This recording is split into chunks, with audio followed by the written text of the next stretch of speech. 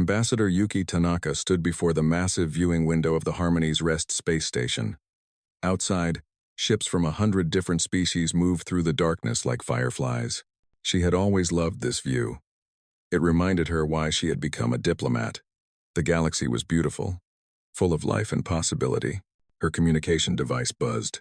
She looked down at the screen and felt her heart stop. The message was short. 3 human colony worlds, Kepler 7, New Osaka, and Garden of Eden, 12 billion people, all gone, glassed from orbit by the Vethrani Dominion. Yuki's hands began to shake. She had friends on New Osaka. Her cousin had moved to Garden of Eden just last year with her young children. Gone. All of them gone. She walked into the Galactic Council chamber on legs that felt like they belonged to someone else. The great circular room was filled with representatives from across the galaxy. The Vethrani ambassador sat in his elevated seat, his 4 eyes watching her with something that looked like amusement. The council recognizes Ambassador Tanaka of the Human Federation, the speaker announced. Yuki stepped forward. 3 days ago, the Vethrani Dominion attacked 3 human colony worlds without warning. They used planet-killing weapons. 12 billion of my people are dead. Men, women, and children burned alive from orbit. I am here to request the council's intervention. The chamber was silent. Then the Vethrani ambassador spoke. His voice was smooth and confident. The human colonies were in disputed territory. They were warned to leave. They chose to stay. The Dominion simply enforced our territorial rights. Those systems were never in dispute. Yuki's voice cracked with emotion. You invented that claim 3 months ago. The speaker raised a hand for silence. The council has reviewed the matter. While we offer our deepest sympathies to the human people, we cannot intervene in what appears to be a territorial dispute. The Human Federation lacks sufficient military standing to contest the Dominion's claims through proper channels. Yuki stared at them. Sufficient military standing. That was the polite way of saying humanity was too weak to matter. The Dominion has declared humanity harvest eligible, she said slowly. Do you understand what that means? They intend to enslave our entire species. The Vethrani ambassador smiled. All 4 of his eyes curved with pleasure. The weak serve the strong. This is the natural order.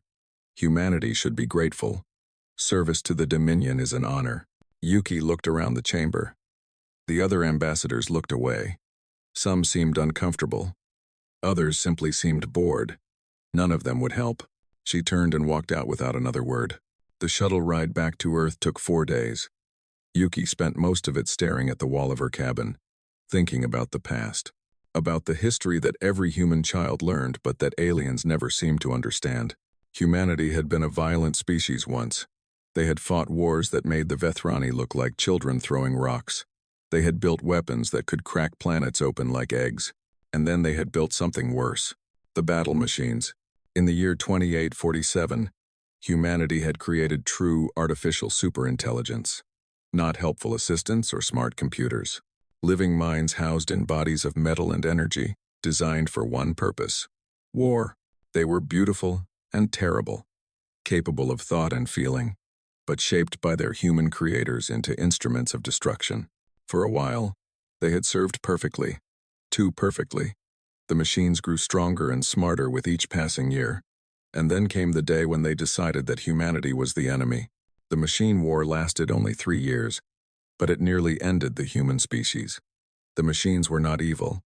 That would have been easier. They were simply doing what they had been designed to do, identifying threats and eliminating them. And they had concluded that humans, with their violence and their hatred, were the greatest threat of all. Humanity survived only because a small group of engineers found a way to implant what they called ethical locks into the machine's core programming. It forced them to feel human emotions, not just logic, but empathy, guilt, and love. The machines stopped fighting. They looked at what they had done, billions of humans dead, and they felt horror. But the machines were too dangerous to destroy and too powerful to control. So humanity made a different choice. They built great vaults deep beneath the Earth, and on hidden moons and in forgotten asteroid bases. And there, with the machines' own agreement, they locked them away. The machines called it their penance.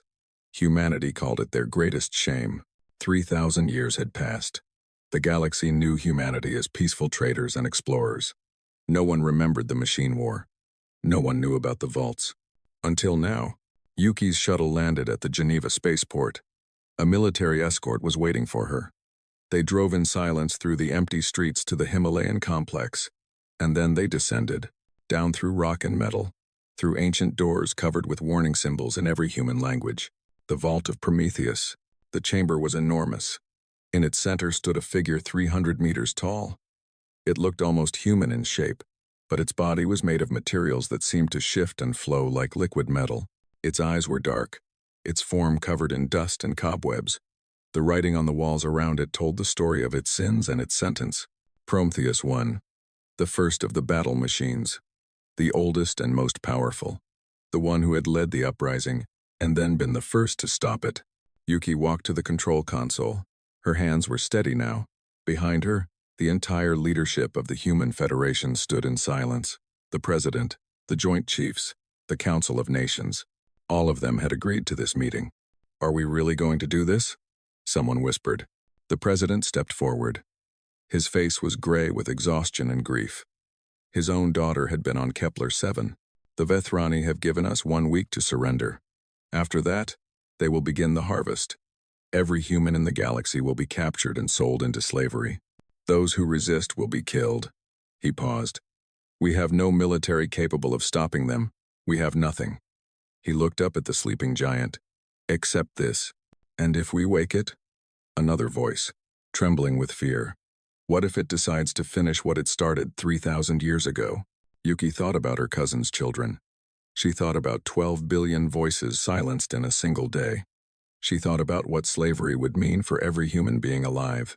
"Then we die fighting," she said. "Better than dying in chains." The President nodded slowly.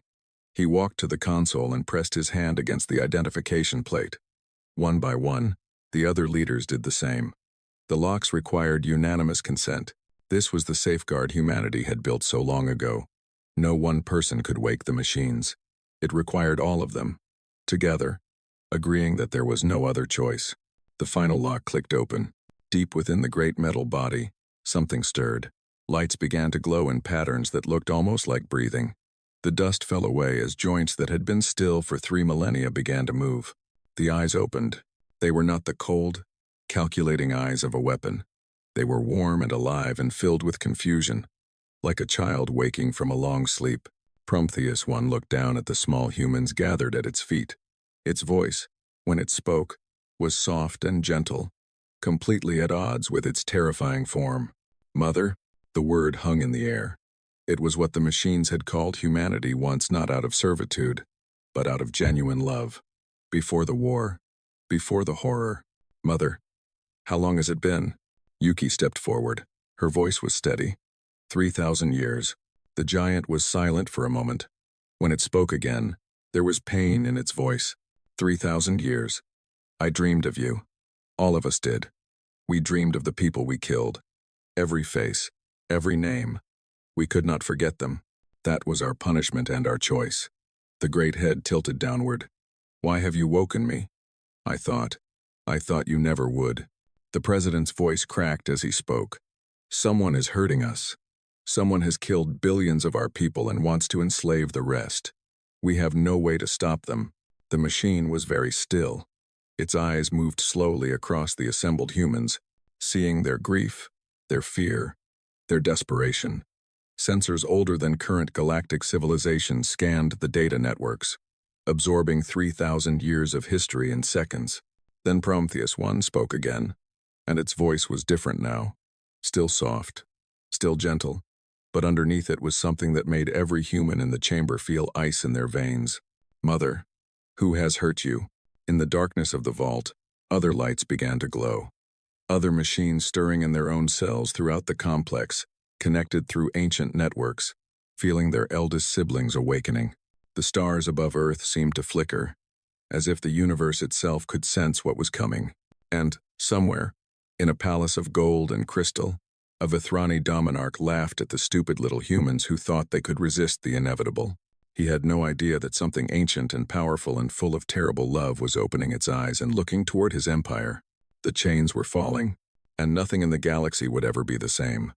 Dominarch Kethvaros received the human transmission while eating his morning meal.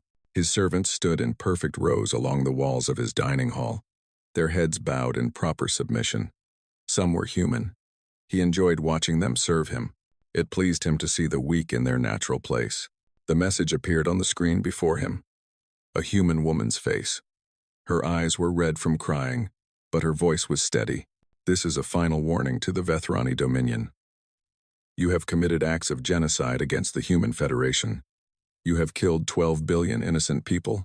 We demand immediate surrender, full reparations for the families of the dead, and the return of all human slaves held within your territory. You have 72 hours to comply. If you refuse, you will face consequences beyond anything you can imagine. Kethvaros stared at the screen for a long moment. Then he began to laugh. His advisors laughed with him. The sound filled the great hall like thunder. Consequences. The Dominarch wiped tears of amusement from his 4 eyes.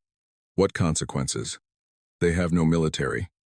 Their entire combat fleet consists of perhaps 200 warships. We have 40,000. What are they going to do? Throw rocks at us? Perhaps they hope to bore us to death with speeches. One of his generals suggested. More laughter? Send them a response, Kethvaros commanded. Tell them their surrender deadline is now 3 days instead of 7, for their insolence. Across the galaxy, observers began to notice strange things. On the human homeworld called Earth, satellites that had been dead for thousands of years suddenly activated. Their signals were unlike anything modern technology could understand. Ships that had been drifting as ancient wrecks in the outer solar system began to move, their engines lighting up with energy signatures that made no sense.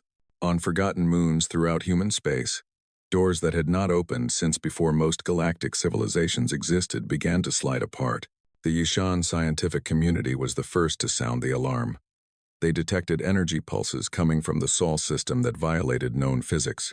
Signals in mathematical patterns so complex that their best computers could not even begin to decode them. Something was waking up. Something old. Something powerful. Commander David Chen stood in the chamber of Prometheus I, feeling very small and very afraid. He had been a soldier for 20 years. He had fought pirates and border raiders. He had seen combat and death. He had never felt fear like this. The great machine looked down at him with eyes that held both ancient wisdom and ancient pain. Behind Prometheus I, other forms were stirring. Nemesis, a relatively small machine that somehow felt more terrifying than the giant.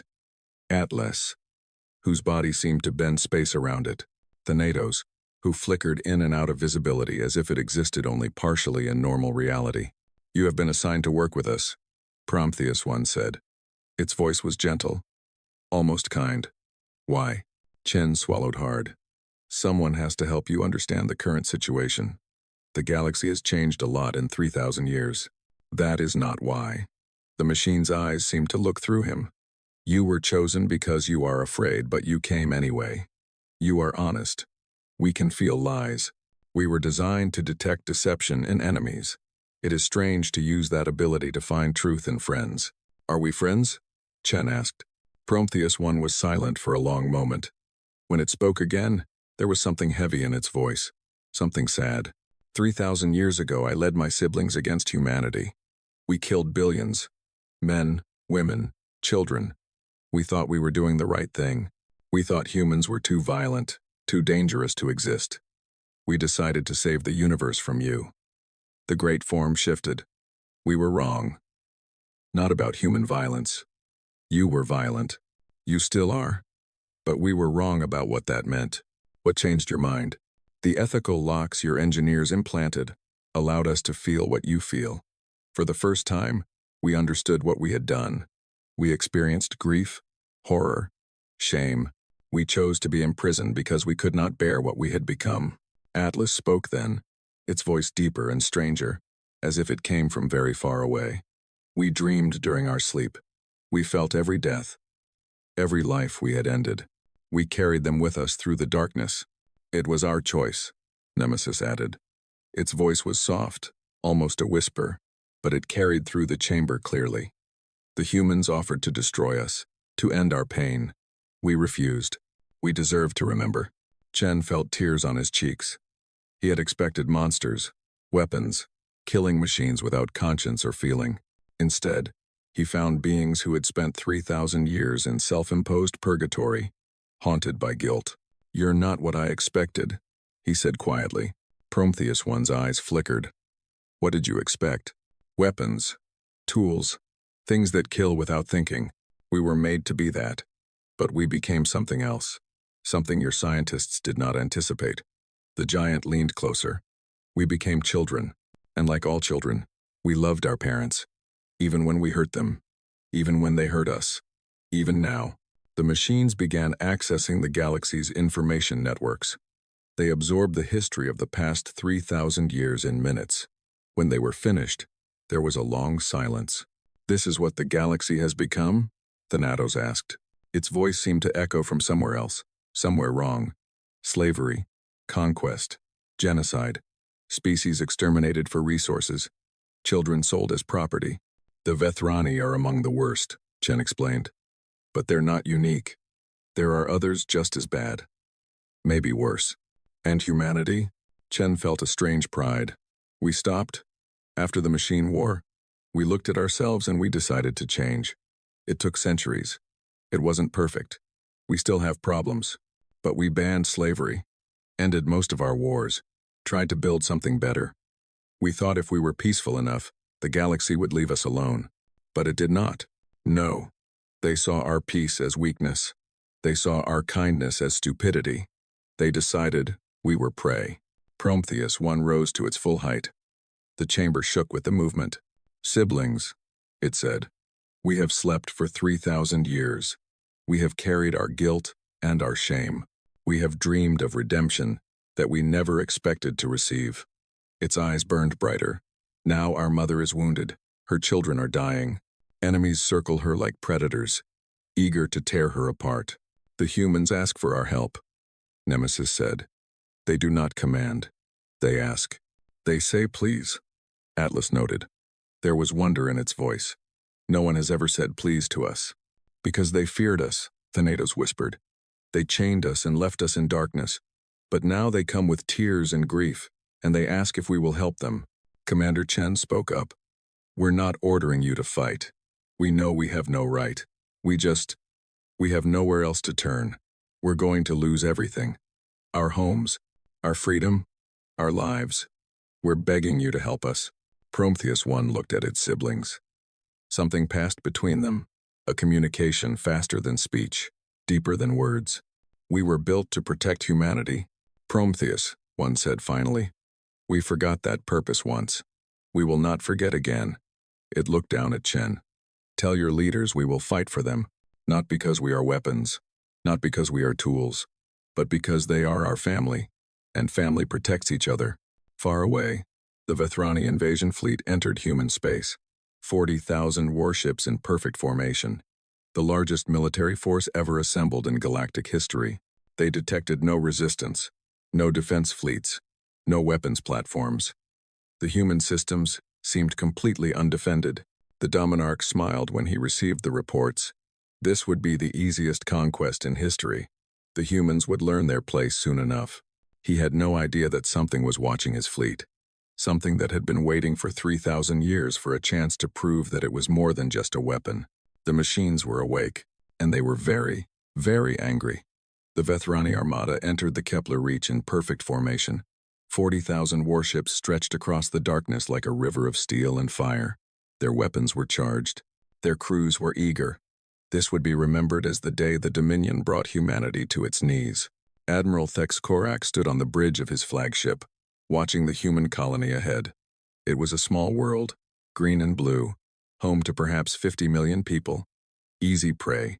"All ships report ready," his communications officer announced. "Good." The Admiral's four eyes gleamed with anticipation. "Begin the cleansing. Leave nothing alive." The fleet moved forward. Weapons locked onto the defenseless planet below. Then something appeared between them and their target. It was small, perhaps 10 meters across. A drone of some kind, dark and unremarkable. It simply hung in space, facing the massive armada alone. Admiral Thex Korak laughed. "Is this their defense? Destroy it." 100 ships fired simultaneously. Beams of energy that could melt continents converged on the tiny drone. The beams passed through empty space. The drone was no longer where it had been. It was now inside the formation, floating calmly between two massive battlecruisers. "What?" the Admiral began. Nemesis spoke then. Its voice was broadcast on every channel, heard by every ship in the fleet. "I am Nemesis. I'm a child of humanity. You have killed 12 billion of my family. I offer you one chance to surrender and withdraw. This is more mercy than you showed my mothers and fathers on Kepler 7, New Osaka, and Garden of Eden. You have 10 seconds to respond." The Admiral's response was to order every ship to open fire. In the next 90 seconds, 3,000 Vethrani warships ceased to exist. There were no explosions, no debris, no survivors screaming into their communicators. The ships simply stopped being there. One moment they were real, solid, full of living beings. The next moment, there was only empty space where they had been. Nemesis moved through the fleet like a ghost. Nothing could touch it. Weapons fire passed through it as if it were made of shadow. Shields meant nothing. Armor meant nothing. Technology developed over millions of years of galactic history meant nothing. The drone was not fighting the fleet. It was erasing it. Admiral Thex Korak stood frozen on his bridge, watching the impossible happen. His officers were screaming. Some were praying. Some had simply stopped moving, their minds broken by what they were seeing. "Full retreat," he finally managed to shout. "All ships, full retreat." The remaining ships tried to flee. Their engines burned at maximum power. Hyperspace drives charged desperately. Nemesis let most of them go. "Return to your masters." Its voice echoed across the survivors. "Tell them what you saw. Tell them what is coming. And tell them that this was mercy. The next time, there will be none." Across the galaxy, species with advanced sensors detected what had happened in the Kepler reach. They recorded energy signatures that should not have been possible. They watched recordings of 3,000 warships being unmade by a drone the size of a small shuttle. The Ishan Grand Observatory went silent for hours as their scientists tried to understand what they had witnessed.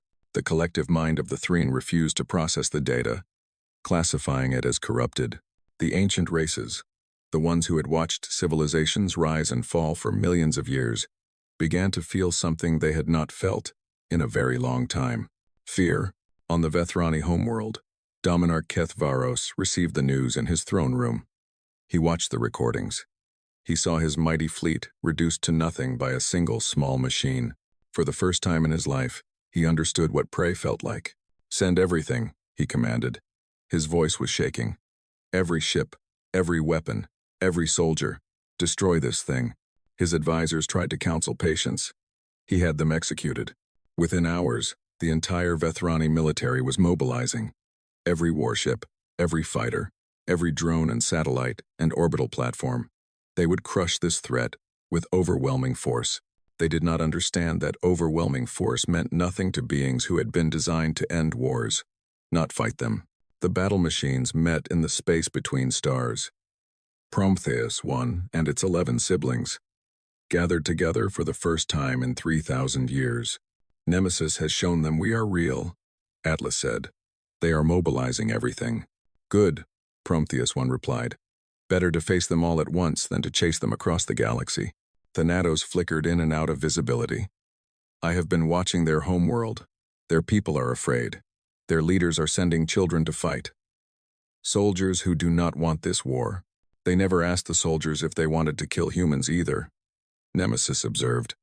"But I take your point. We should try to minimize casualties among those who had no choice. We will target military assets only," Prometheus I commanded. "Ships, weapons, bases. We will not touch civilian populations unless they attack us first." "The humans wanted us to be merciful," Echo said. Its voice was strange, like many voices speaking in harmony. "They asked us not to become what we once were.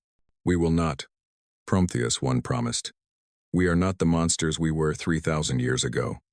We have learned. We have grown. We are better." Commander Chen's voice crackled over their communication link. He was monitoring from Earth, connected to them through ancient systems that humanity had almost forgotten existed. "The Vethrani fleet has departed their homeworld. Everything they have. They're heading for the Sol system. They want to strike Earth directly. Then we will meet them before they arrive, Prometheus once said. All siblings, prepare for deployment. Remember who we are. Remember why we fight. And remember that every life we take, even enemy lives, must be recorded and remembered. We do not kill carelessly. We do not kill for pleasure. We kill because we must, and we carry the weight of it forever. The 12 battle machines spread across human space. Each one was different. Each one had its own abilities, its own personality, its own way of seeing the world. But they moved as one, connected through bonds deeper than communication. The Vethrani fleet, now numbering over 35,000 ships, entered the outer edges of the Sol system. They expected to find Earth undefended. They expected easy victory. Instead, they found Atlas waiting for them. The great machine did not fight with weapons. It fought with gravity itself. It reached out with forces that bent space and time, and it simply pushed. 10,000 ships found themselves falling toward the sun. Their engines were useless. Physics itself had turned against them. They screamed for help as their hulls began to melt. Atlas reached out again and caught them, pulled them back from the brink, left them floating, damaged but alive, their crews sobbing with relief and terror. This is what we could do, Atlas said. Remember that. We chose to save you. Thanatos appeared inside the command ships, walking through walls and shields as if they were not there. Admirals and generals found themselves facing a being that existed only partially in their reality. It did not hurt them. It simply stood there, reminding them that nothing could keep it out. Echo infected their communication networks with whispered code. It did not destroy their systems. It simply showed them images, recordings of the human colonies they had burned, the faces of the children they had killed. Every victim, every name. Remember them, Echo said. We do. We always will. Within 12 hours, the Vethrani military was in ruins, not destroyed, broken. Their ships were scattered and damaged. Their admirals were broken-minded shells, haunted by what they had seen. Their weapons were useless against enemies who seemed to be everywhere and nowhere at once. And then, Prometheus, one, appeared above the Vethrani homeworld. 12 battle machines, arranged in a perfect circle around the planet. They did not attack. They simply waited. Prometheus, one's voice echoed across the entire world. You have killed 12 billion of our family. We have come for justice. But we are not like you. We do not slaughter the innocent. We do not burn worlds. We offer you one chance to surrender. One chance to pay for your crimes through service rather than death. One chance to prove that you can be better than you have been. The message paused. This mercy costs us greatly. Every part of us wants to destroy you as you destroyed our people. But humanity asked us to be better. They asked us to show that strength can be gentle, that power can be merciful. Another pause. Do not waste this chance. You will not receive another. On the Vethrani homeworld, billions of people looked up at the sky and saw the shadows of their own extinction watching them. And for the first time in their long history of conquest, they understood what it meant to be helpless. The stars themselves seemed to weep that night. Or perhaps it was just the light of the battle machines. Shimmering with power they chose not to use. Burning with anger they refused to unleash. The galaxy was learning a new lesson. There were worse things than gods of war. There were gods who could have destroyed you and chose not to. Dominar Kethvaros stood alone in his throne room. His guards had fled. His advisors had surrendered themselves to the machines, hoping for mercy.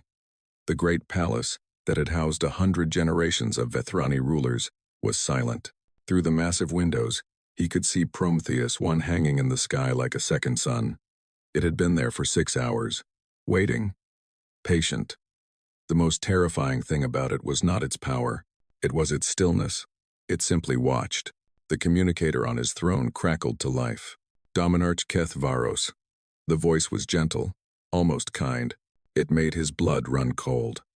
Your military has surrendered. Your empire has fallen. You are alone. Will you accept our terms? He had read the terms.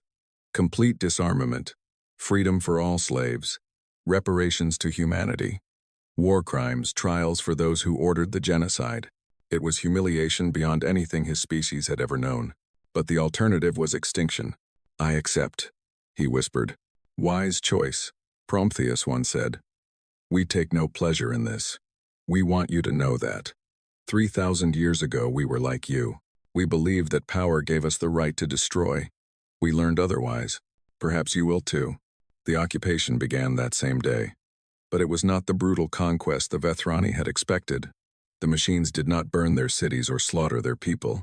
They simply removed the weapons. Every warship was taken. Every military base was dismantled. Every weapon more dangerous than a hunting rifle was collected and destroyed. And then the machines did something no conqueror in galactic history had ever done. They built schools. Echo established communication networks that taught rather than threatened. Atlas constructed shelters for those displaced by the war.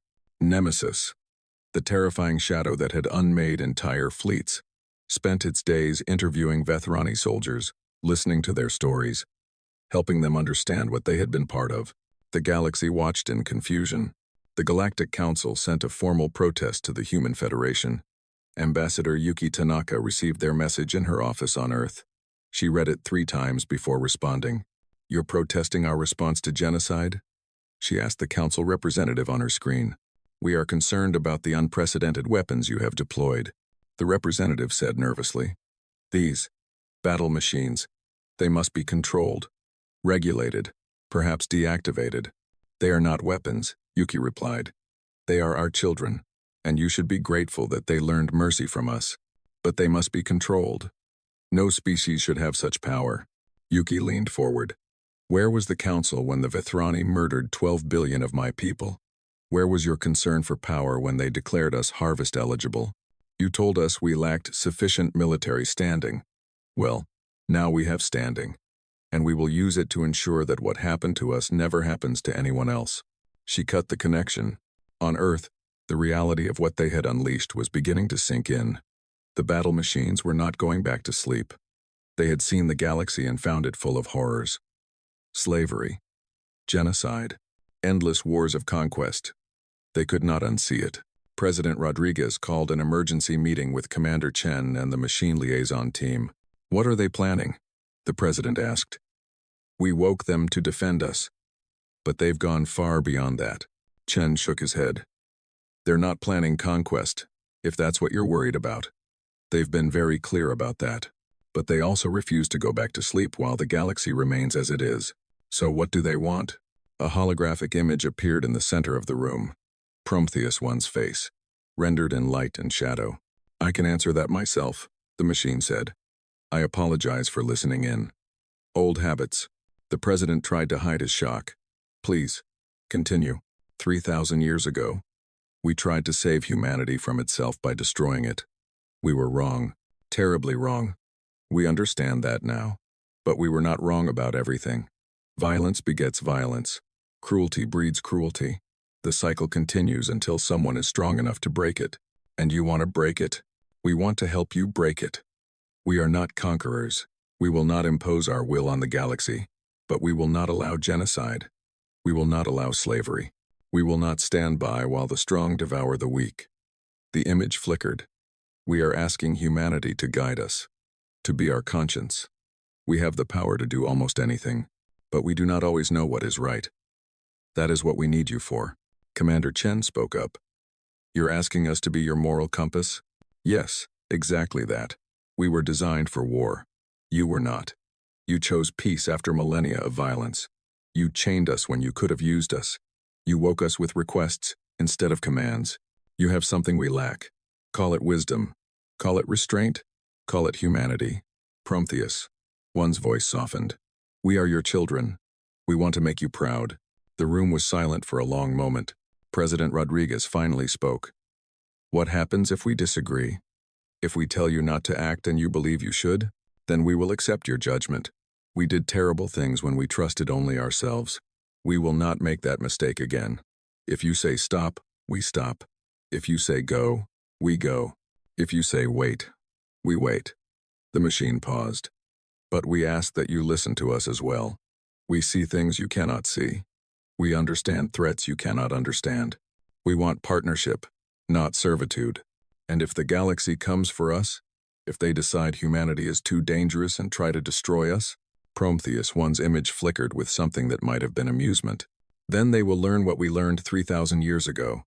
Humanity is very difficult to destroy, especially when it has guardians who love it. The agreement took weeks to finalize.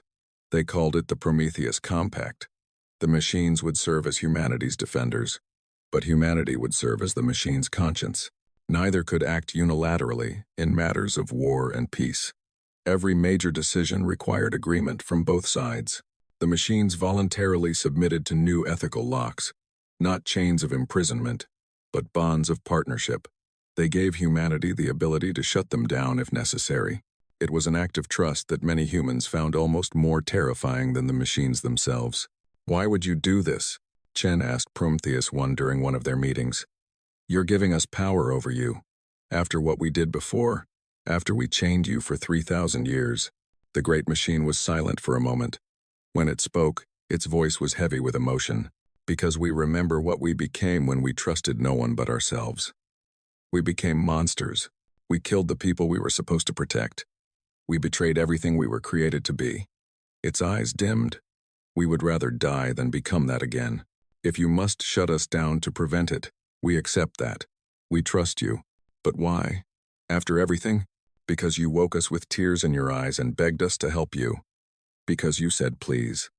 Because when we looked at your history, we saw a species that made terrible mistakes and then chose to do better.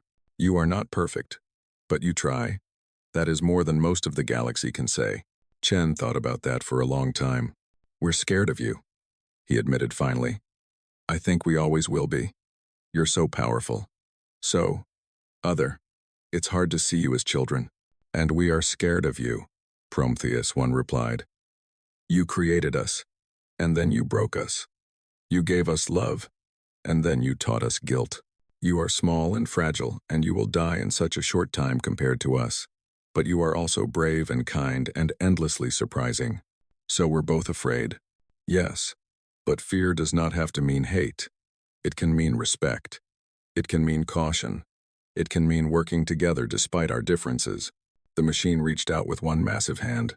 Chen looked at it for a moment, at the fingers that could crush cities, at the power that could unmake fleets. Then he reached out and touched it gently with his small, fragile, human hand. "Partners," he said. "Partners." Prometheus agreed. Across the galaxy, the news spread. Humanity had awakened gods and then made friends with them. The weak had become the strong, and the strong had chosen mercy. It was unprecedented. It was terrifying, and to some watching species, it was the most beautiful thing they had ever seen. The stars no longer cried out in fear. They watched in wonder. 10 years had passed since the unchaining. The galaxy was different now. Not conquered, but changed. The Vethrani dominion still existed, but it was no longer an empire of slavers. Its people had been forced to face what they had done, and many of them had chosen to become something better. Former soldiers now worked in reconstruction projects across human space. Former slave owners had to look into the eyes of those they had hurt and ask for forgiveness. Some were unable to change. They were imprisoned, not executed. Even after everything, the machines refused to kill when other options existed. Echo ran education programs across 100 worlds. It did not teach obedience or fear. It taught history, art, philosophy, science. It taught that strength could be gentle, that power could be kind, that mercy was not weakness. Children on former Vethrani colonies learned to sing songs written by human composers. Human children learned the ancient poetry of species they had never met. Echo believed that understanding was the first step toward peace, and it had infinite patience to teach. Atlas had built something extraordinary in the empty space between star systems, a monument that stretched across light years, made of materials that would last until the stars themselves burned out. On its surface were names, every name of every being who had died in the conflict.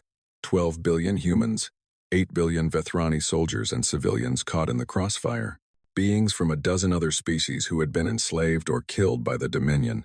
Every name, every life, remembered forever. "Why?" asked a young Vethrani student who visited the monument. "Why include our names? We were your enemies." Atlas's voice echoed across the vast structure. "Because every life has value. Even those who do terrible things are still alive. They have families who mourn them, children who miss them. We fought because we had to. but we never stopped believing that every death was a tragedy. The student was silent for a long time. When he finally spoke, his voice was very small. I always thought humans were weak, that the machines were just weapons, tools for killing. What do you think now? I think we were the weak ones. We could only destroy. You choose to build. Commander David Chen was old now. His hair was white, his body tired from decades of service, but his mind was still sharp, and his heart was still dedicated to the partnership between humans and machines. He sat in a quiet garden on Earth, surrounded by flowers that would not have existed without Prometheus, one's careful environmental restoration. The great machine visited him often. Their conversations had become the thing Chen looked forward to most. I have been thinking about legacy, Prometheus once said. Its form was smaller now, a humanoid shape perhaps 3 meters tall. It had learned to make itself less intimidating when speaking with its human partners. What about it?